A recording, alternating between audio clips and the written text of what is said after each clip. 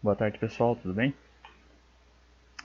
Hoje, na aula de hoje, nós vamos entrar num assunto novo aqui no nosso curso de Química, que vai ser a parte de Química Orgânica. Então, dentro da Química, né, a gente consegue dividir ela em três áreas assim mais abrangentes, que seria a Físico-Química, a Química Geral e a Química Orgânica.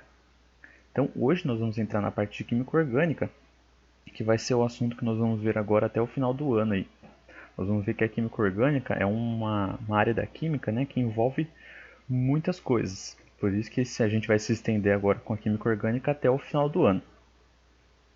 Então, o que seria a química orgânica, né? Sempre que a gente vê aquelas cadeias de moléculas gigantescas com vários carbonos, vários elementos, como essa representada aqui na primeira imagem, a gente até dá uma assustada, né? Mas né, na química orgânica a gente vai mais ou menos estudar um pouco da estrutura dessas moléculas, das reações que elas podem causar, do nome dessas moléculas. Então, por isso que essa parte da química orgânica é uma parte bem extensa. Então, basicamente, a química orgânica ela vai ser a área da química que vai estudar os compostos de carbono. Então, todos os compostos orgânicos possuem carbono na sua molécula. Não existe nenhum composto carbônico, nenhum composto orgânico que não possua carbono na sua estrutura. Existem compostos que não são orgânicos e possuem carbono. Por exemplo, nós temos o dióxido de carbono, ou monóxido de carbono também, que é o CO e o CO2. Esses são compostos moleculares que a gente chama, não são compostos orgânicos. Porém, todos os compostos orgânicos possuem carbono na sua estrutura, beleza? Então, por isso que deram essa definição para a química orgânica, que é a área da química que vai estudar compostos de carbono. Um breve histórico da química orgânica, que antigamente, né, nós não tínhamos esse conhecimento, essa definição principal da química orgânica. O John J. Berzelius, ele propôs né, uma teoria que chamava Teoria da Força Vital. O que seria essa Teoria da Força Vital? Segundo Berzelius, ele dizia que todos os compostos orgânicos eram derivados de seres vivos, de organismos vivos.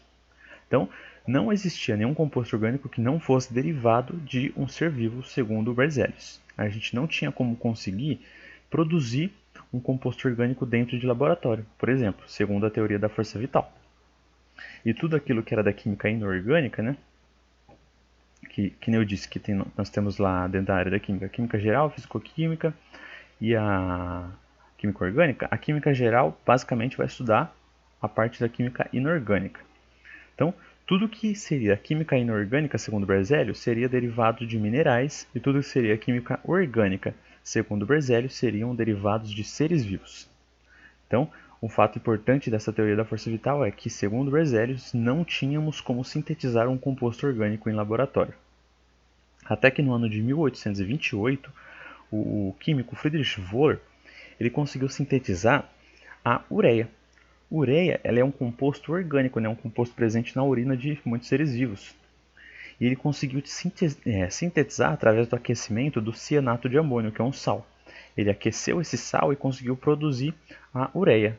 Então, a partir dessa descoberta, né, dessa síntese que o Friedrich Wöhler conseguiu fazer, ele acabou meio que derrubando a teoria da força vital, porque ele conseguiu sintetizar um composto orgânico em laboratório.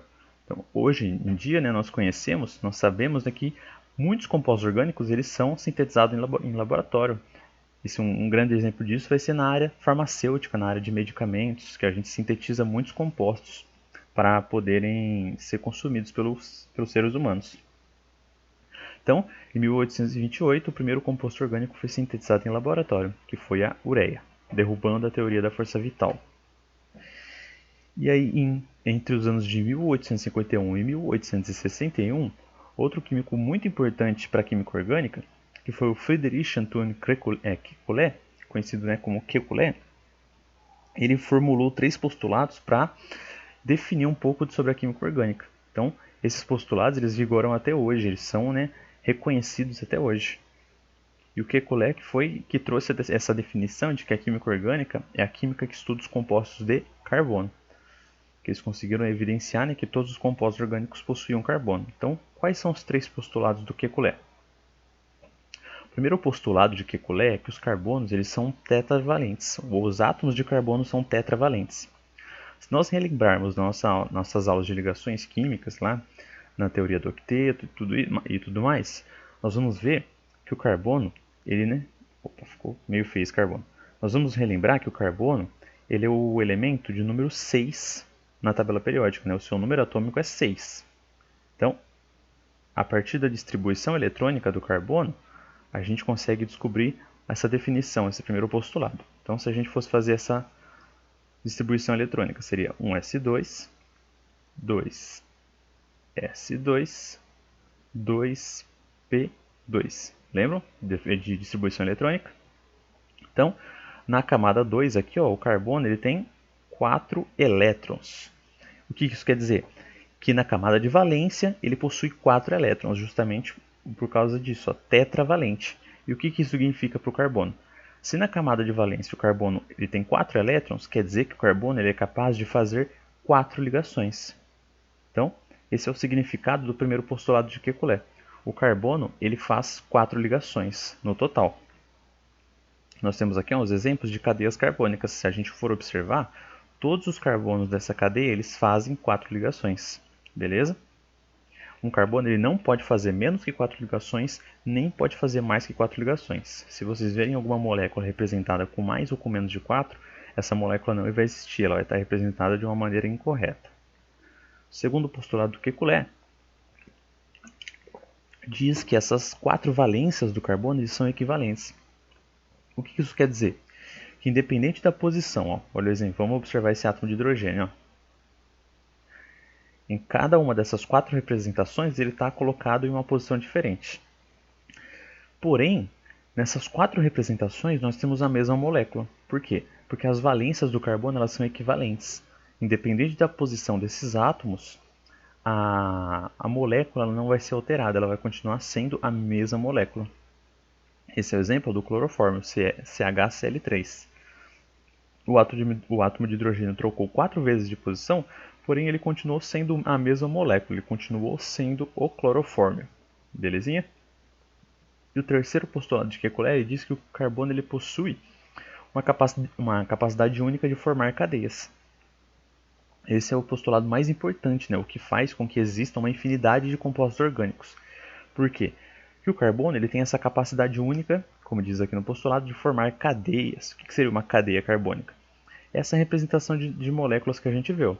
Uma cadeia carbônica, né, quando vários carbonos se ligam entre eles e entre outros elementos juntos, formando uma diversidade muito grande de compostos orgânicos.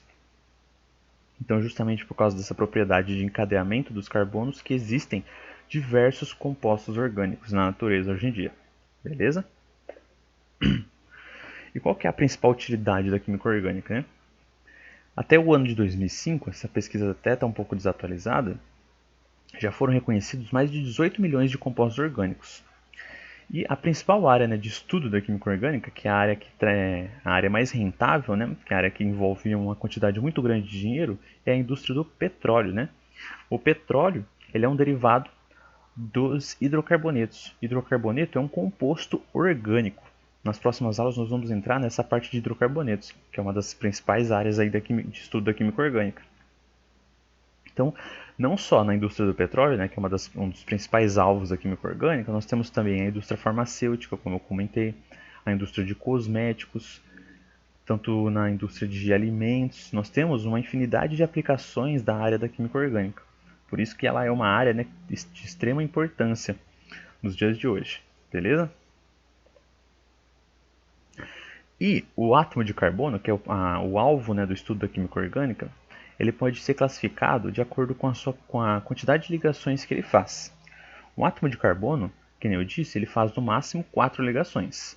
Porém, essas 4 ligações não são 4 ligações de uma maneira só.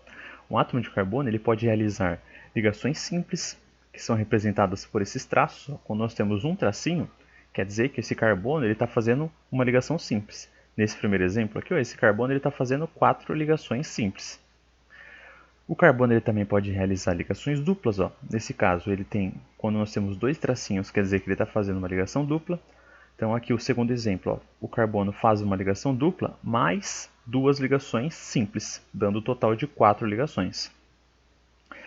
O átomo de carbono ele também pode realizar duas ligações duplas, então representadas ó, as duas por dois tracinhos. Então deu duas ligações mais duas ligações duplas, deu 4 ligações, que é o total que o carbono faz.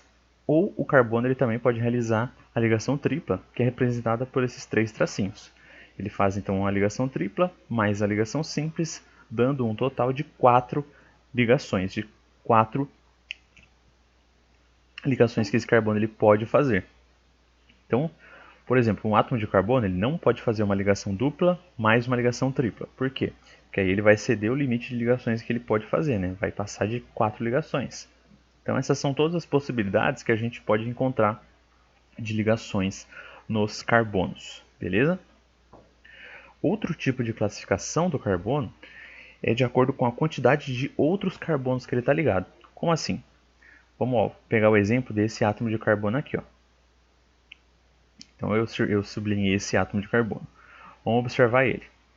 Esse átomo de carbono está ligado a este átomo de carbono, ele também está ligado a este átomo de carbono e ele também está ligado a este átomo de carbono aqui. Ó. Então nós temos aqui 1, 2, 3 átomos de carbono ligados a ele. O que isso quer dizer? Quer dizer que esse átomo é um átomo de carbono terciário, que a gente chama. Então, quando um átomo de carbono está ligado a outros 3 átomos de carbono, a gente chama ele de carbono terciário. Olha outro exemplo aqui, ó. Deixa eu só apagar isso que eu coloquei. Então vamos observar agora esse carbono aqui do lado. Ó. Esse daqui. Ó. Vamos observar esse carbono aqui. Esse carbono aqui está ligado a este carbono, está ligado a este carbono aqui, este daqui, mais este daqui. Olha aqui, ele está ligado a 4 átomos de carbonos diferentes. Então, ele é um átomo de carbono quaternário, por isso que esse Q aqui em cima dele. Este átomo de carbono da ponta aqui, ó, ele está ligado somente a este átomo de carbono. Ó, ele tem um tracinho ligando ele a este outro átomo aqui. Então, este átomo de carbono é um átomo de carbono primário. E agora esse átomo aqui, ó, esse que está circulado, ele está ligado a este átomo do lado dele, mais este outro átomo do outro lado dele.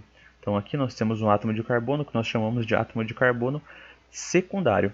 Então nós temos átomos de carbono que podem ser classificados como primários, secundários, terciários e quaternários, beleza?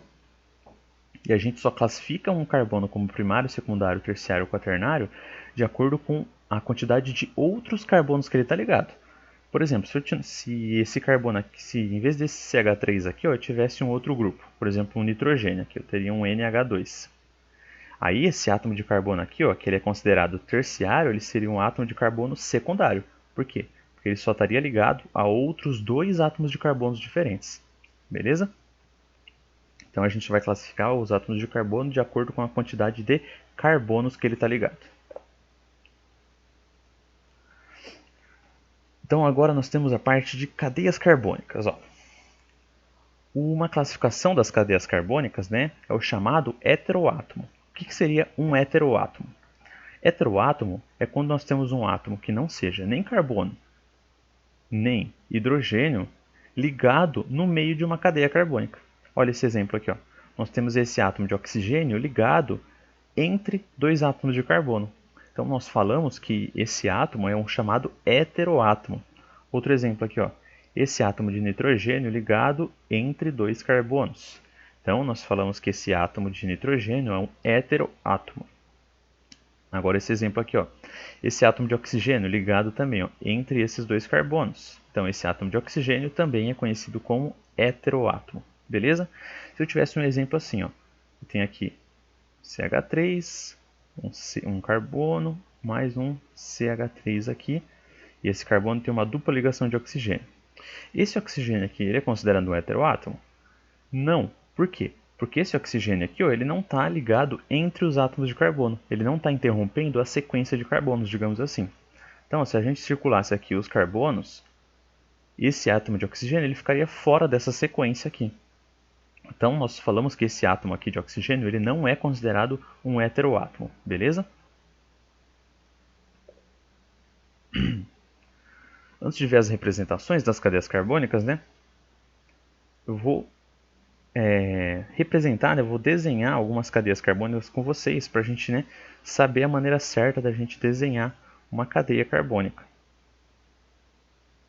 Então, por exemplo, os tipos mais simples de cadeias carbônicas.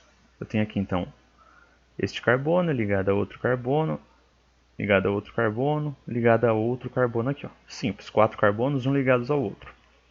Então vamos descobrir, né, como que a gente representa igual dessa maneira que está aqui, ó, da maneira correta que seria. O primeiro átomo é este átomo de carbono aqui dessa ponta, ó, da ponta esquerda. Ele está fazendo uma ligação com este átomo de carbono. Lembrando que os átomos de carbono eles fazem um total de 4 ligações, então faltam quantas ligações para ele completar essas 4?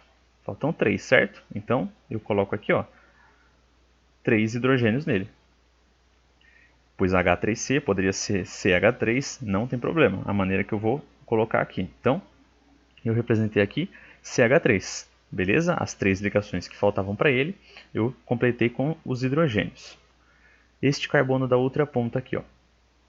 Este carbono da outra ponta, ele está fazendo uma ligação igual ao da ponta esquerda. Então, faltam o quê? Mais 3 ligações, eu coloco mais 3 hidrogênios. Em vez de eu colocar desse jeito, eu também posso colocar dessa maneira aqui, ó.